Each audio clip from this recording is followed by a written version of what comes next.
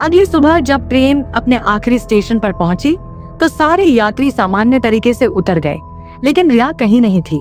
Police को उसकी seat पर सिर्फ उसका फोन मिला और उस फोन में रिकॉर्ड हुआ आखिरी वीडियो इंटरनेट पर लीक हो गया। वीडियो में सिर्फ एक अंधेरा प्लेटफॉर्म दिखाई दे रहा था और आखिर में एक कांपती हुई आवाज सुनाई देती थी, अगर ट्रेन 2:17 पर रुके तो उतरना मत। बस यही एक लाइन पूरे इंटरनेट पर फैल गई। कुछ लोग इसे फेक मान रहे थे, कुछ इसे मार्केटिंग स्टंट बोल रहे थे, लेकिन जो लोग उस रूट पर सफर करते थे वो डर गए थे। रिया के गायब होने के ठीक 3 दिन बाद दिल्ली में रहने वाली एक लड़की जिसका नाम था अनन्या रात को अपने लैपटॉप पर वही वायरल वीडियो देख रही थी। अनन्या कोई नॉर्मल लड़की नहीं थी, वो पैरानॉर्मल इन्वेस्टिगेशंस पर रिसर्च करती थी और उसका मानना था कि दुनिया में कुछ चीजें ऐसी हैं जिन्हें साइंस अभी तक समझ नहीं पाया।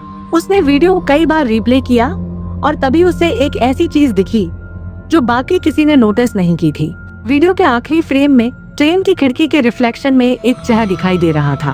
वो चेहरा रिया का था, लेकिन उसकी आंखें पूरी तरह काली थीं। अनन्या का दिल तेज धड़कने लगा। उसने वीडियो पॉज किया, जूम किया, ब्राइटनेस बढ़ाई और फिर उसे एहसास हुआ कि रिया कैमरे की तरफ नहीं देख रही थी, वो किसी और चीज को देख रही थी कैमरे के ठीक पीछे।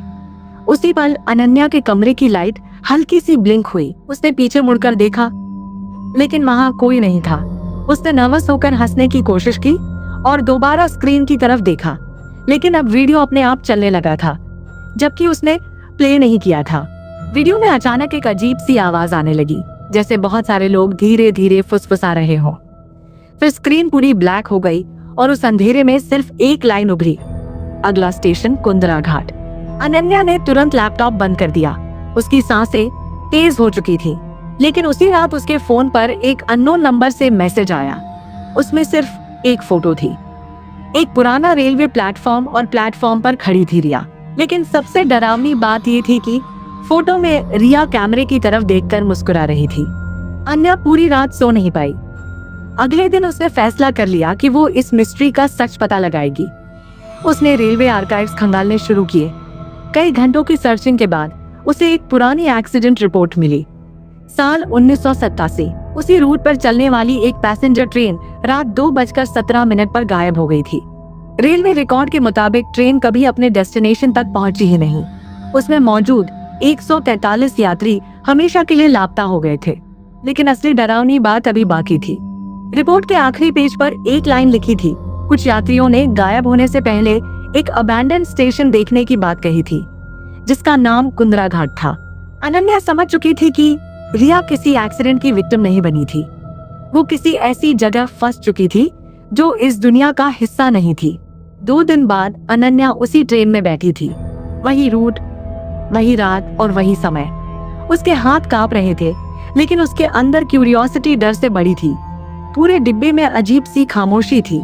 रात धीरे धीरे गहरी होती गई और जैसे ही घड़ी में 2:16 हुए, ट्रेन की लाइट्स हल्की हल्की फ्लिकर होने लगी। अनन्या का दिल तेज धड़कने लगा।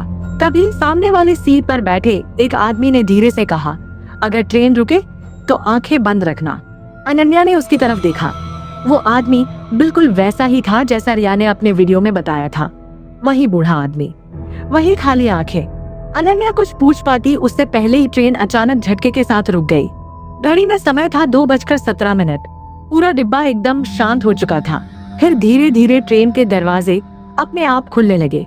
बर्फ जैसी ठंडी हवा अंदर आई। अनन्या ने डरते डरते खिड़की के बाहर देखा और उसका खून जम गया। प्लेटफॉर्म पर इस बार वो फेसलेस लोग अकेले नहीं थे। उनके बीच रिया खड़ी थी, लेकिन अब वो इंसान जैसी नहीं दिख रही थी। उसकी आंखें पूरी काली थीं, चेहरा सफेद और होठों पर एक अजीब सी मुस्कान थी। फिर उसने धीरे धीरे अपना हाथ उठाया और अनन्या की तरफ इशारा किया, उतर आओ।